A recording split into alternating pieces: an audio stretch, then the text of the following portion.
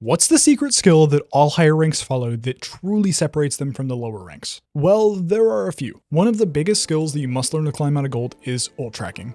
What is ult tracking? Well, simple. You track the enemy team's ults so that you know what to expect. How do you do this, you might ask?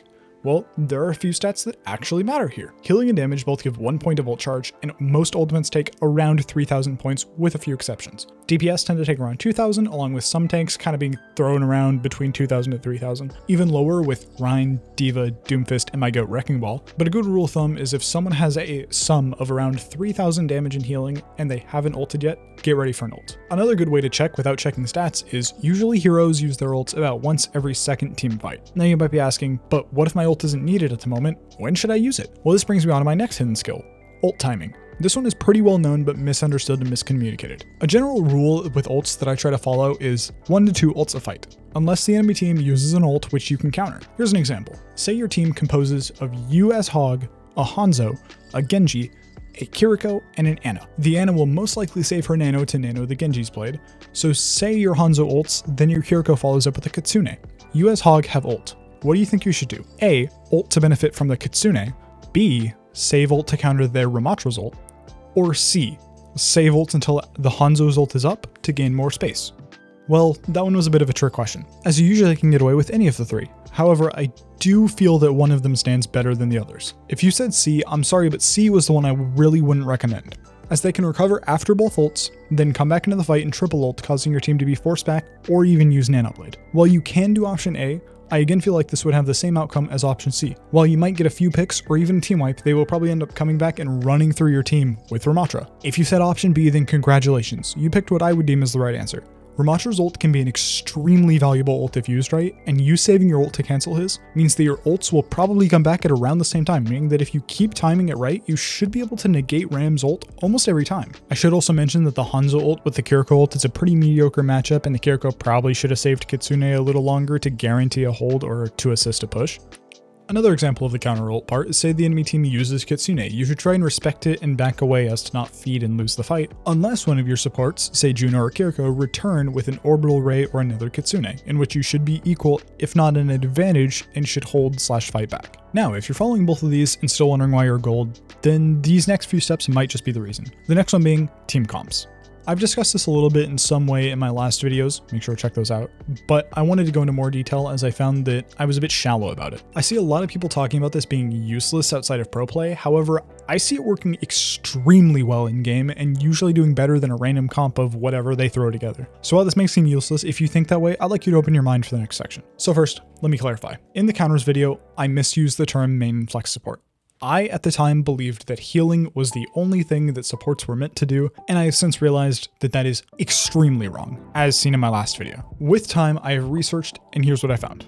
Mercy, Lucio, Brig, and Lifeweaver are main supports. These usually tend to not work that well together, however the rest of the supports like Ana, Baptiste, and Zen are great matches for most of these. While these terms are a bit outdated, I feel like I can modernize them a bit, or at least define them in a way that's a bit better. With main supports, these supports are usually the supports that define the meta, such as Brig and Lucio. Mercy and Lifeweaver came into these because they were meta at one point, but have fallen out of meta and still kept that title. Basically, one support plays the meta support and the other one, quote unquote, flexes between the other ones that work well with these meta supports, such as Baptiste or Zen. So while one support plays the meta, the other one helps them with a flex. There are times in the meta, however, where the flex supports can become meta. However, they don't get redefined as main. Instead, the meta usually calls this a dual flex meta or something similar. So for support, if you see the other support on a main, try not to pick a main. There are times where two mains work, but it's a bit awkward and you're usually better off not. If you see them on a flex, you can pick a flex, but try to pick a main unless the meta is a dual flex. Really quick, if you are enjoying this so far, make sure to like and subscribe. If you like my content and enjoy the clips in the background, I go live on Twitch almost every day. I might even be live right now. Also, if you'd like to join the community, I have Discord where I notify everyone when I go live or when a new video drops, along with being able to talk to your fellow fans. Links for both of those are in the description, so make sure to check that out. Enough of that though, back to the video. On to DPS. DPS are an interesting role when it comes to team comps, but the terms are usually a little bit more cohesive. There are two kinds of DPS, main/hit scan and flex/projectile. This is the one that I feel is the most useful in ranked. As you can guess, the hit scan role is composed of, well, hit scan characters. This also includes Sojourn because of her beam, so just keep that in mind. The flex role is basically anyone who isn't hit scan plus Tracer. Every good DPS should know Tracer. While you can sometimes play dual hit scan in comp, it's best to just stick to one hit scan DPS and one flex, as this usually gives your team the highest advantage and the highest damage output. I also wanted to mention, two flex should almost never be used together, as hit scans are just way too valuable. So please, if you see your other DPS going Junkrat, please don't go Genji. Pharah will eat up that team comp for breakfast. Especially now that in a few days Pharah is going to get a minor buff, meaning people are going to play her a lot more for a little bit. So please stick to one hit scan and one flex to have the best chance of winning. Now onto tank. This one doesn't matter, play whatever. Okay, fine. There are 3 roles on tank: dive, poke, and brawl. These roles are also on DPS and support, but it more so matters about the tank. Brawl tanks are the ones that get up close, deal big damage, like Hog, Rein, and Ram. Poke tanks are the ones that get ranged pressure and hold angles on ranged targets. These are ones like Sigma, Orisa, and wait, Ramattra? Again? I'll get to that one in a minute. And dive. Diva, Winston, Ball, Hazard, and Ramattra?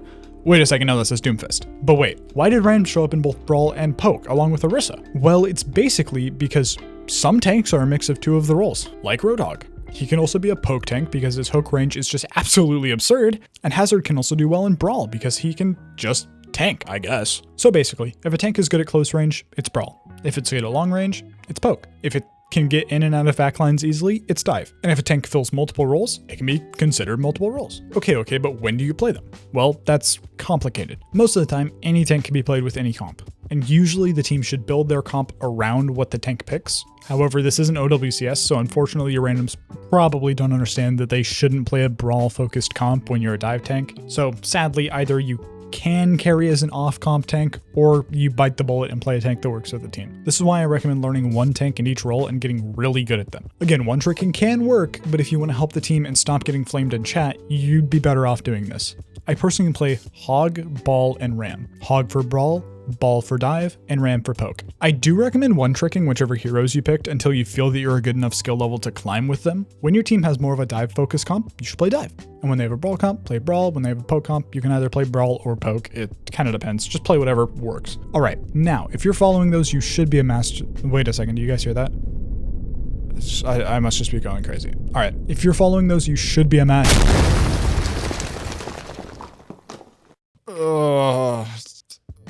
Oh yeah, I forgot. The most important skill, positioning. Positioning is one of the hardest skills to learn, let alone master. However, it is key to climb. There are plenty of gold plat players, myself included, that have the skill to climb higher, but struggle with positioning.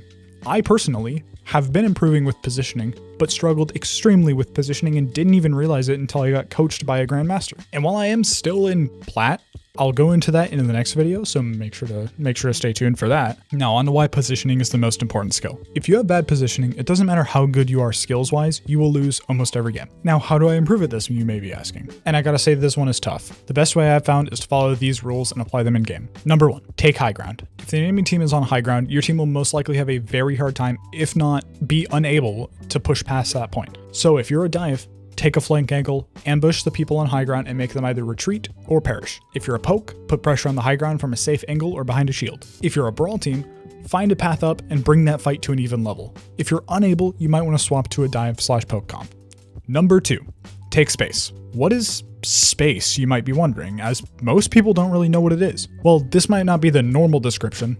I like to define it like this. Space is, well, the space in between your front line and the enemy's front line. As a team, you need to work towards either making space on attack or making sure it doesn't get made on defense. Now, how do you see space and when do you prioritize it? Well, let me bring up a diagram to show you. Say your team is blue and the enemy is red, and you're on attacking. Your team's goal is to make space and take it. The tank is the one who is tasked with making space. This can look like many things, and I don't see that many people understanding this. It can be a Reinhardt pushing the line forward, it can be a Ram making their back line and subsequent front line back up, or it can be a dive tank like Wrecking Ball causing their tank to back up to defend the supports. So you can either push the line forward, make them back up, or pull the line backwards. These are all equal ways of making space. All space is equal and you should capitalize on it no matter what. One of the biggest mistakes I see in Gold and Plat is that people don't see dive tank space as equal. If Wrecking Ball dives their backline and proceeds to eliminate both supports, If their tank and DPS don't back up, they're free ALMs, which gives even more space than if they would have backed up. Under rule 3, hold off angles. This one is pretty vague, but what it means is don't peek angles that are commonly contested. Try to push an angle that the enemy team isn't focused on. Whether this is simply an opposite wall or a flank angle, you should always try to make the enemy team surprised at your attack. The element of surprise is extremely undervalued in this game, and you should use it as much as you possibly can. This gives your team a huge advantage and possibly even an early pick if you get lucky. Rule 4. If you can be seen by more than 3 people on the enemy team and they can see you, you are in a bad position. This one can also be redefined as don't stand out in the open, but I feel like that's a little too vague. Usually, if you can see this many people, you are either not on an off angle, over pushing, or you're trying too hard to hold lost space, aka under retreating. And you may think dives are exempt from this, as you're behind the whole team, you don't need to worry about them, right? Wrong. You should always try and take singular fights or sometimes 2v1s as long as you're confident you can get out of it. If you can see the whole enemy team, that means that if you dive that Anna, she will sleep you and the entire team will turn around and punish you for diving wrong. There are exceptions though. If the enemy team is grouped up, you can try and separate them with a soft engage on their backline. What's a soft engage, you may ask? Well, a soft engage is usually just a fight where you don't use your cooldown, aside from those that come back really fast like Wrecking Ball Soak, in an effort to make some of the enemy team peel away from the team to deal with you. This allows you to use cooldowns, aka a hard engage, to secure an elimination or at least stall the people you're trying to eliminate. If you follow those 4 rules, you should improve your positioning, possibly even climbing just by fixing that alone. With that, I do think I've covered everything I wanted to. If there's anything I missed, make sure to leave a comment with what it is. If there's enough, I might even have to make a part 2, so stay tuned for that. Anyway, I hope all of you have a great day. Make sure to check my description for all my links, and I will see you all in the next one. Peace.